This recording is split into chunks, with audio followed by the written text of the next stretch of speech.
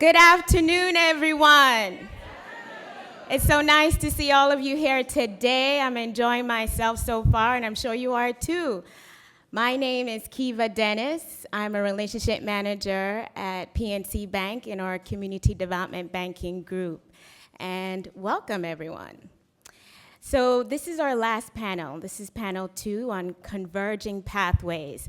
But I want to let you know that we will have lunch immediately after this panel. So converging pathways, what is this panel about? These lovely, beautiful ladies here today will be talking about how they pivoted and took advantage of opportunities to maybe start a new business, develop new business plans, new business strategies. We'll also hear from them whether they took advice from their peers or their leaders or people that they respect or not take advice from them, right? And for the moderator, we have Carrie Cohen Robinson. I knew Carrie when she was Carrie Cohen, so I'm trying to get used to Carrie Cohen Robinson. She is no stranger to PNC as well. She's on the advisory board for our Community Development Banking Group. And Carrie is the managing principal of a real estate development firm called Bright Horizon Ventures, and she's involved in every stage of real estate development, from site acquisition to deal structuring and to construction, and she's been involved in over $40 million of affordable housing. And so with that, I will turn it over to Carrie. Thank you so much, Kiva. Can you guys hear me okay? Yes. Okay, great. All right. Thank you so much, Kiva, for that introduction. I'm gonna just start off by introducing this beautiful panel of dynamic women whose stories we'll share and talk through some really exciting career paths and journeys. First, I have Patrice Mitchell, who we go back, way back to college days. We went to Howard together.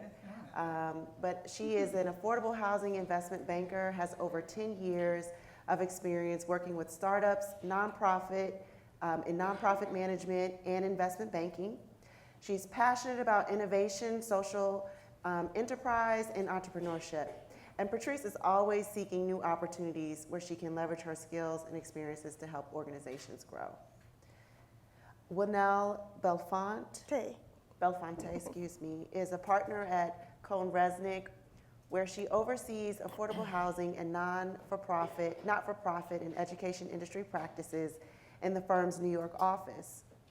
With 30 years of experience, Winnell provides audit, accounting, and tax services to a set of diverse clientele, including real estate developers, investors, syndicators, and nonprofit organizations. She is recognized for her expertise in strategic planning, internal controls, financial analysis, and regulatory compliance. And last but certainly not least, we have Maya Shanklin-Roberts. She is the Vice President of Real Estate Development for the Mid-Atlantic region of POA, based in Washington, D.C. She leads the management and redevelopment of key projects, including Berry Farm, as a part of the district's New Communities Initiative. With a background in law and affordable housing, Maya brings extensive experience in structuring and facilitating complex transactions. And so as you can see, we have a panel of very accomplished women, and we're gonna hop right in. One of the things that we wanna achieve with this panel is delving into the stories of these diverse women and their experiences and explore what nonlinear career trajectories look like, what strategic pivots look like, and new opportunities. And so thank you, ladies, for joining us for this conversation. I'd like to set sort of the stage and context with a conversation around passion. I think a lot of folks, just think about navigating jobs and careers, but I think once you sort of identify your passion, that sort of, provides a basis for building the rest of your career and identifying jobs that will be fulfilling. So for each of you, how did you discover what you were passionate about, and how did you know when you had discovered your true passion? I can start. So As Carrie mentioned, I went to Howard University undergrad, and I was always involved in a lot of like social impact, volunteering, just trying to make my impact on the world and save the world in any way that I could. And so very first, like when I was a senior, I was looking for jobs. I was a finance major, and I had done 3 internships at JP Morgan in various stages. A really good friend of mine had done banking over the summer, and I knew what that was like, and it was intense, and I was like, this seems like a really good challenge, but I don't want to make rich people richer. Like I was just like, that's not what I want to do with my life. And I was senior year, I'm looking through all of these job descriptions, and I saw a job description for something that I didn't even know existed, but I was like, oh, this is a perfect job for me. And it was a job description for public finance. And you are an investment banker, but you're an investment banker for public institutions, not-for-profits. In my case, I eventually found the housing space, and I was like, oh, so I can take my finance education, and I can apply that to actually do good, right? Even at any institution. So I ended up joining UBS out of undergrad in this public finance role, and I remember doing a panel. I came back to Howard. I was doing a panel for some students there, and I was like, I'm going to do this job for the rest of my life. I was like, I have found my passion, because it really kind of spoke to me. Like, you can take your talents and then apply that to something that makes you feel good. And so, when we get into kind of diverging pathways, I didn't do that for the rest of my life. I changed. I went every which way, and I came back. But when I think about passion, I think about like when I wake up in the morning, what is fueling me?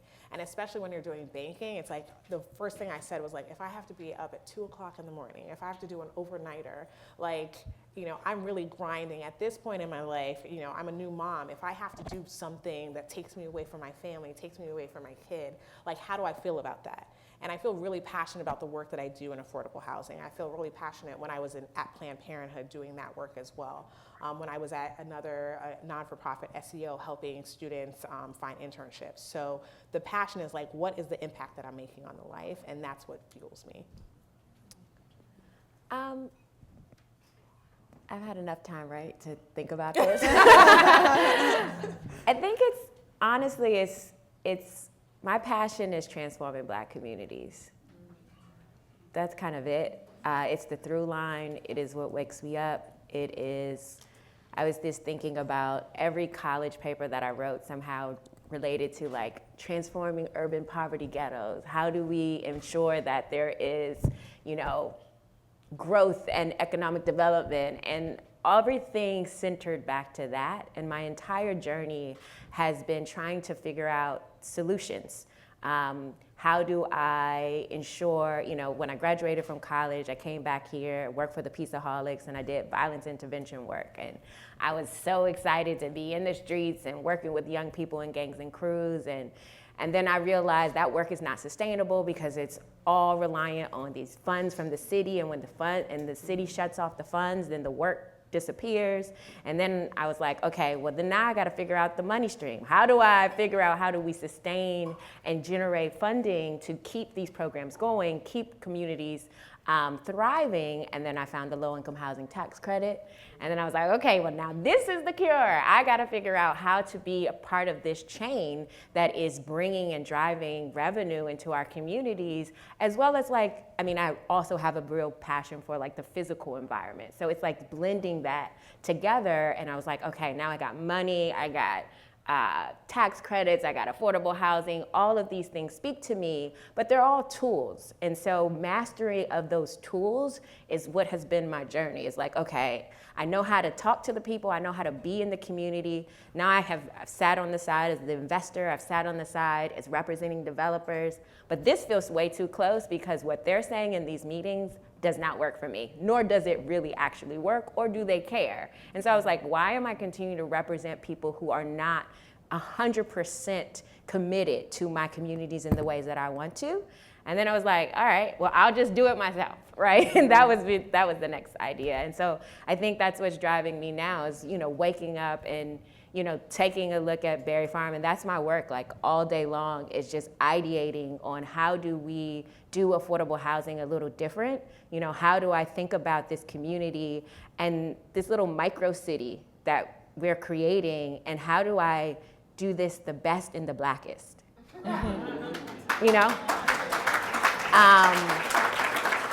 And then I think that then led me to, really living in real life and feeling like I don't have safe spaces in my own city to be able to just be. And how do I create that? And, it is about supporting, Black people along the entire socioeconomic spectrum, and I need safe spaces. This city is rapidly gentrifying. How do I create an anchor? And then that became Shanklin Hall.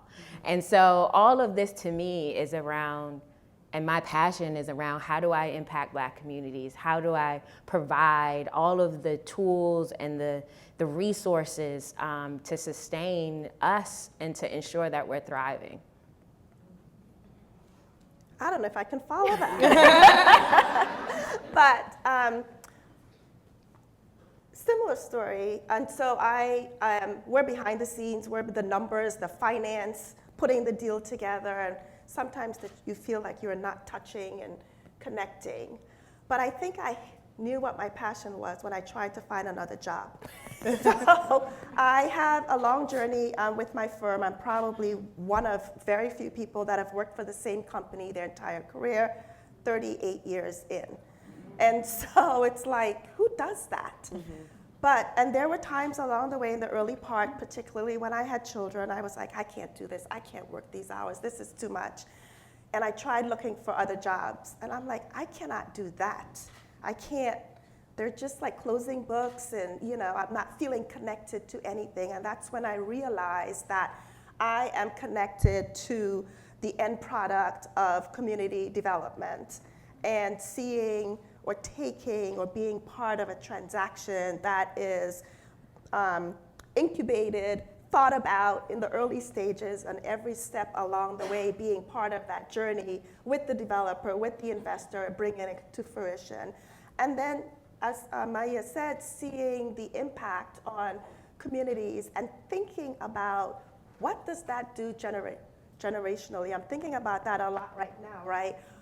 Over my journey, I'm like, what happened to those initial people that were in those properties, 30 years ago, and are their children or grandchildren, having safe and decent, affordable housing changed their lives throughout the generations? So it's become more than just the numbers and the the papers. And trust me, it's hard.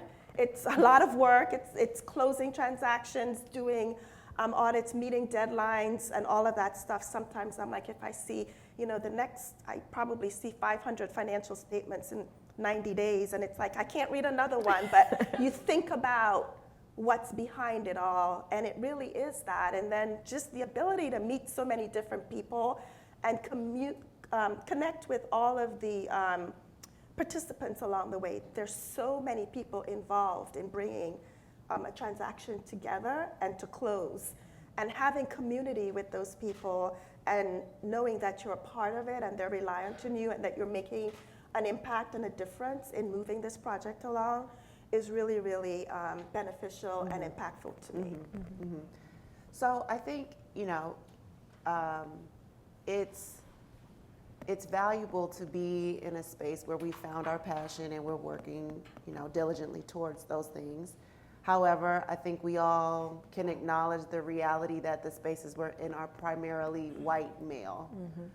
And so let's talk a little bit about how strategies you found in terms of like navigating that, ways that you've kind of, despite the environment, been able to be successful and demonstrate how much you are contributing to the teams. I think it's a means to an end for me. And so my first law firm when I graduated from law school was like intense. It was ran by a partner who was very traditional in how he viewed work, how he viewed time. Literally I was told, do not make any vacation plans in fourth quarter. Rule number 1. Rule number 2, you must respond to an email within an hour, 7 days a week. And that's how I learned how to work. And I worked that way for a very long time because I recognized that in order for me to have this tool, to be able to master my understanding of this tool, this guy is the expert. There's no other way around it.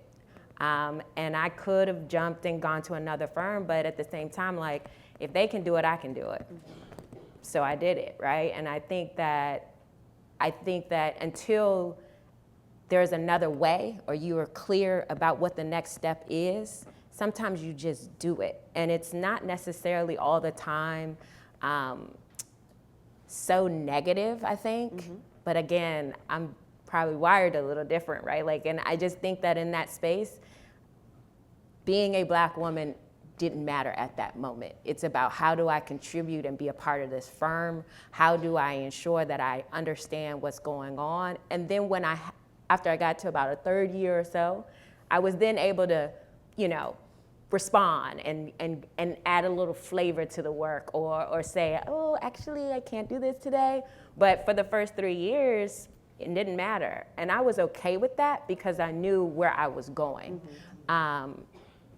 Yeah. Yeah, I think it ultimately comes down to an individual decision that you're going to commit to it and get your groceries out of it and groceries and harness that into, other opportunities. Patrice, do you have a perspective from the financing and iBanking side? Yeah, I mean, it really is the same. You say groceries, so I remember like honors program, always get your groceries, Howard. I think one of the things that I always leaned on was I went to an all-girls Catholic high school. Then I went to Howard for undergrad. So there were, 8 years where I was the majority minority. When I showed up, first week at banking at UBS, it was me and another Black female, but it was a class of 30 and everyone else was, white female, mostly white males. And it was a culture, I'm from the Bronx, so I was back in New York, but in Manhattan, and it was a culture shock. And I was just trying to figure it out, And the experiences that I had were not like the experiences that they had. And I said, well, I'm just gonna work it, right? The same thing, like I'm new to this, but I'm gonna work it. I made a playlist of all of the music that they had, and I would play it on my way to work. So that when we went to the bars, I could, say like, Eileen, and I would be jumping up and down. And Deep dive. I was like, listen, we're in this space. And so when someone would try to push back on me, I'm like, listen, you went to wherever you went, and I went to Howard, and look where we are. We're in the same room, right? We're in the same exact room. So you can't tell me that I'm not supposed to be here because I am here, right? So anything, like the perception that people have of you is that their perception, right? And so, yeah, banking as a junior person is tough, right? You're grinding. People are asking of you, ridiculous things. And a lot of the times they treat you that way because somebody treated them that way. Everybody needs to go in therapy in this industry, right? Because you're treating people poorly because someone else treated you that way. But the same thing that you said, it's like, I'm here for a reason and I got to get this education. And now, one of the questions later is like advice that was given. Like, I got that same thing, like, you should cancel that vacation.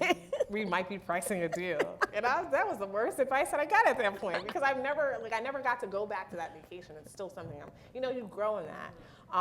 But to me, it's just kind of like, what do I need to get out of this, right? I'm here because I'm supposed to be here. I know that I'm smart. I know that I am a value to you. And if you can't see that, then I'm ready to move on to the next thing. Yeah. Anything? Yeah, I mean, it's tough. It is, it's white male dominated, no doubt. And throughout my career, it has been. In the early days, it was very, very difficult because it was more about just being female, I think, and less about being Black female. So being female, it was always perceived that the minute you had children, you weren't coming back. And I was actually asked that question when I got pregnant with my first child. Are you coming back? Yeah. Right. Yes, I got bills to pay. And, but then I remember I spoke to a female partner and she said to me, your biggest struggle is going to be you. You're going to fight with your own self. And she was absolutely right because I'm competitive by nature. if you know you're smart, you want to do well, I'm in it for what it is. I can do it, and you want to do it, and you have all these conflicts, children, balancing this. So that period of time was not easy. And, you feel like you have to make a decision, and it's like, why? All my male counterparts, and I felt I was smarter than them, by the way. And I did, I felt that. You were. And I was like, they were like, well, Manel can't take this assignment because she has children. So they got more clients assigned to them. They went out to lunch. I had to leave to go pick up children, but I logged on later on. But back then, before COVID, it was about being present and in office and being available for the drive-by or the walk-by. Let's go to lunch. Let's do this. And if you're not there, those things don't happen. So the struggle of trying to manage all that was quite difficult. But you persevere, you keep your eyes on what you're trying to achieve and your goals. And, I tell young females that come to me all the time and ask, how did you do it? And it's like, first you have to have a strong support system, but get focused on what it is you want, what you're trying to get out of it, right? Sometimes you have to just let the noise kind of be outside of you and quiet your own self on what it is that you are trying to accomplish. And I always say nothing stays the same forever. Absolutely nothing. Those two children are now 33 and 28, so it went by okay. So, given we're having a conversation about pathways, let's talk a little bit about how you all identified new opportunities or the next step, and kind of highlight how relationships potentially played into cultivating relationships or identifying new relationships. Let's talk a little bit about that. So I would say that business development is a big part of our responsibility, and it's about going to events, and they want you to go out and meet people. And look, you don't go to any event and walk out. You'll walk out with some connections and business cards, but they don't convert to an opportunity immediately.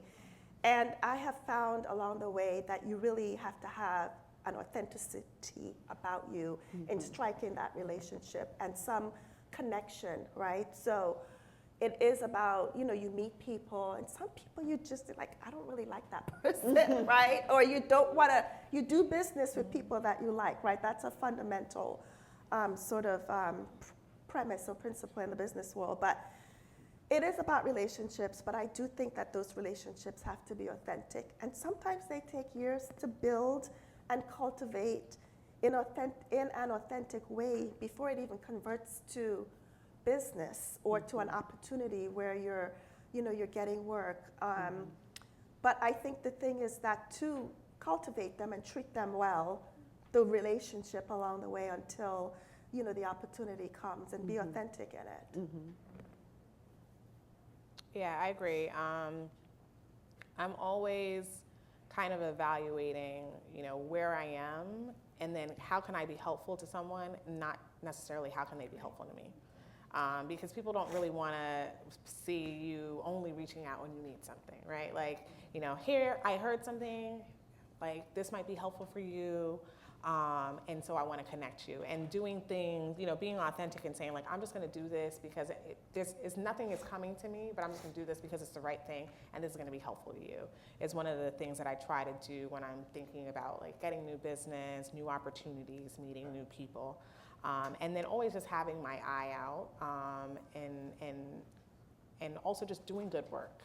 Like, if you do good work and people know that, then more work will come. Like, before this, I was on a call with a developer because we did another deal with another developer, and they sit next to each other. And he was like, oh, call Patrice up because you're having a deal, right? Like, I would have never gotten this because I don't know this person, right? But hey, I did a good job for this person, and then now they're telling it. And it's all word of mouth. That's going to be the best way that you build business, that people, when you don't want to ever be in a situation where your name is being called out in a room that you're not in, and it's not overwhelmingly, great things. Like someone is like, oh, how is Patrice? And the first thing someone says is like, she's nice. You're like, ooh, that's a problem, right? But you're like, oh, she's nice. Like, she's a great banker. She does this. She's on top of it. Like, you should totally call her if you have an idea. Like, we do so many calls for people where they're just telling us about the deals that they're doing, and from the first line, I'm like, this is not going to be a business for me. Like, this is going to be 30 minutes that I'm going to give them my knowledge, and we're not going to get business out of it. But I still do it, right? Because this year, next year, 2 years from now, they might have it, or they're talking to someone, and they're like, hey, I had a conversation with Patrice, and it didn't work out for me, but she was giving of her time. And so you should give her a call. And I always do it, right? Because you never know what's going to happen out of those conversations. And then Maya, for you, how did relationships, if at all, play into identifying different roles that you've had, or different, as you've hopped, because you've had a very wide range of experiences. Talk a little bit about that. Relationships have gotten me to every step that I've been in. And, as you all were talking, I was just trying to sit and think about like the who's, because there are specific people that have literally opened the door for me. And how those relationships came to be, some of them because I stalked them and then I decided that you're gonna be my friend, and which is true. And I was like, it's just been like a lot of persistence in my journey, like saying big and loud, like I wanna do this, like I guess I can do like 3 specific moments. Like the first moment was like, when I graduated from college and I came back, I was going to be a lawyer. That was the thing. And then I went to Arnold and Porter off of a relationship. My mom's friend's husband worked there, and I hated it. And then I was like, I'm gonna go work for Pizzaholics because I love everything they're doing. And I literally had to like stalk Ronald Moten for a long time because he didn't believe me. And I just showed up to his office a lot of times. And then he finally brought me on.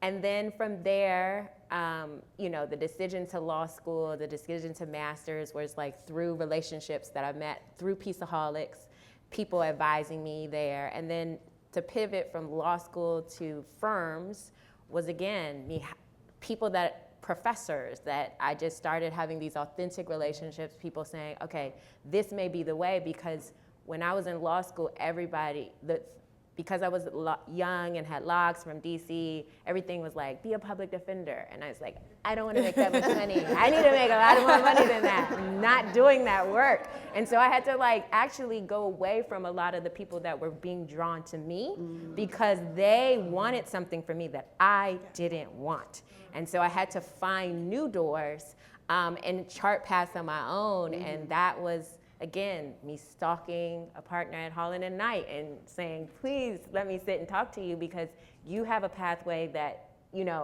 I think I want to be there. Please help me out. And through that, it was another thing. Same thing when I decided to be a developer. I talked to one of my good friends and mentors, and I was like, I'm going to be a developer.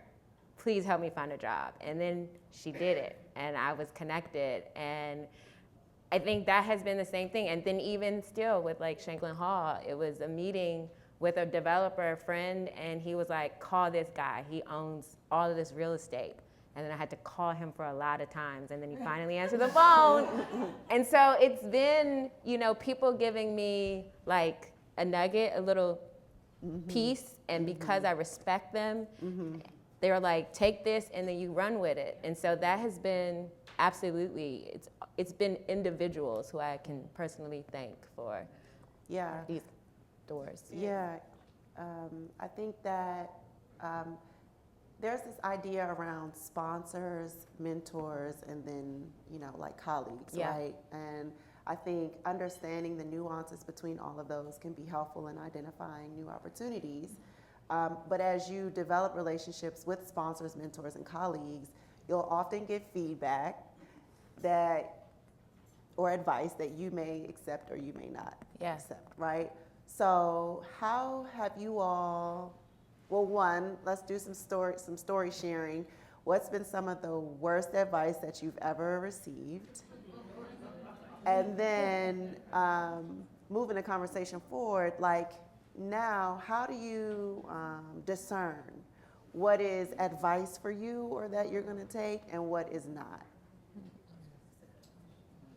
Worst advice. Yeah, I get a lot of bad advice. I'll go first. Well, Yeah, I'll you- go first. you go Okay. first. I'm trying to So think. So somebody told me to be an entertainment lawyer, right? Somebody said, "Oh, be an entertainment lawyer."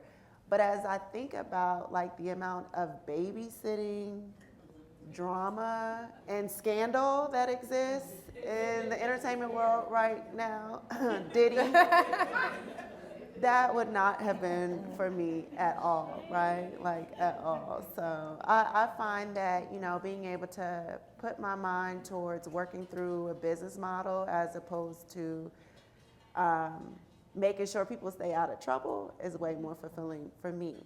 But I think the common thread that the person saw in me was problem solving, Yeah. right? So that's kind of like an example for me.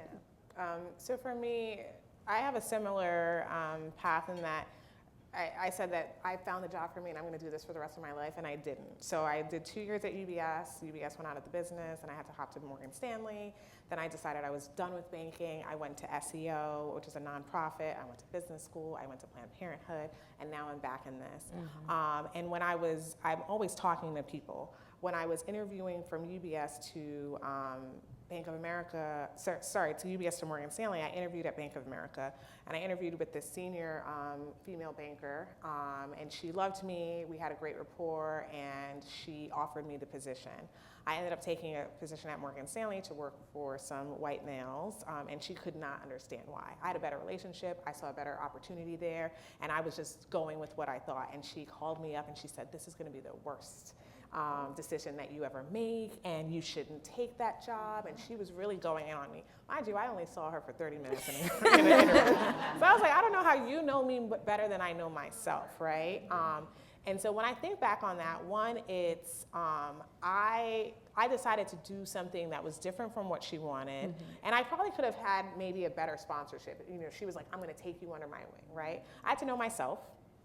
I had to realize that like this was not the right transition for me. This was not the right pivot point for me. And then all of those jumping points that I have are points where I was like, you know, someone was like, "You should stay here." When I was at Morgan Stanley, it was 3 years and I was burnt out. And my manager was like, you should stay here, right? There's a lot of potential. You're gonna get promoted next year. And the last thing I wanted to do was get promoted. It like gave me palpitations of getting promoted. Because I was like, if I get promoted here, what does that mean for my career? Like I'm stuck, right? And so I think the worst advice, if I think about it, is always someone else evaluating what they want for you and putting their like, "Oh, you should do this because you're good at this," or "You should want to do that." And you have to really think to yourself, like, is that really the good thing for me? I always evaluate every 2 years, wherever I am in my career, like, is this where I need to be? Because I think the first year, you're just trying to figure it out. And then the second year, like, okay, I figured it out, and is this for me?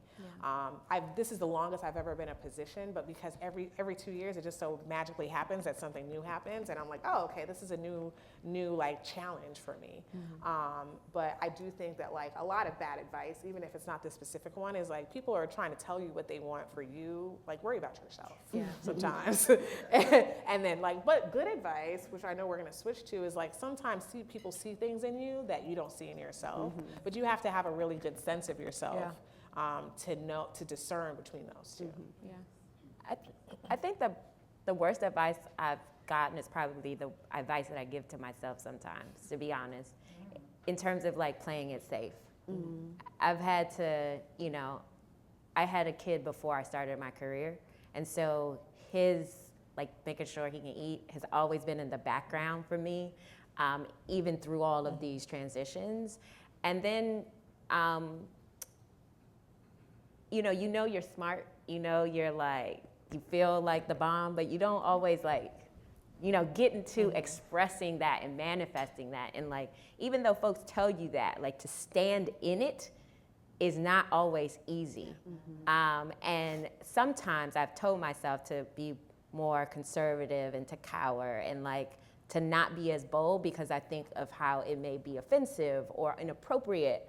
And I've gotten now to a point where like, I don't care, but it took time to get there, and sitting and I can remember having conversations, like I'm recollecting conversations where I've told myself to like, just chill, like chill. And that was dumb. Yeah. I don't know if I could think of one piece of bad advice, but I can think of some scenarios where, and this sort of ties into what Patrice said, is that, you know, I felt there were times that opportunities were presented to me, and I used to be brave.